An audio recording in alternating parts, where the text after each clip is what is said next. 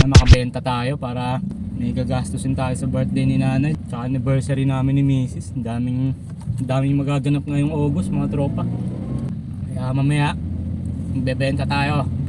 Bebenta na natin lahat ng laruan natin. 10 pesos, 30 pesos, 50 pesos. Itong mga nakarang araw kasi ang gaganda ng mga laruan ko. So hindi ko siya pwede ibenta ng mura.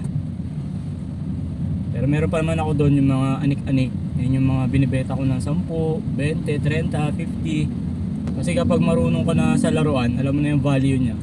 So pepresyohan mo talaga siya. Minsan kasi compare mo yung presyo sa online. For example, ang presyo sa online is 1K. Ako naman, ginagawa ko, binibenta ko siya half the price. Yan yung diskarte ko. Kaya may mga bumibili pa rin sa akin kahit papaano. Hindi kasi ako pwede magbenta ng sobrang mura. Dahil mostly customer ko rin mga reseller eh. Pero kung halimbawa makahanap ako ng customer ng mga kolektor, yun, sigurado yun. Kita tayo ng malaki. Pero as of now, kakunti pa yung followers natin sa mga binibenta ni Tonton. So mostly reseller yung mga ano ko dun. Funny thing nga lang, kasi minsan di ba binenta mo after one day or after ng delivery mo, makikita mo na sa page nila.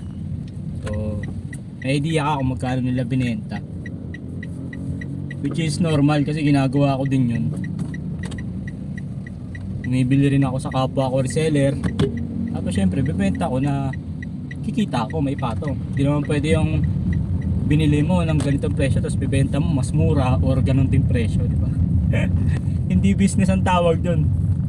Nag-enjoy talaga ako ngayon sa business ko na to.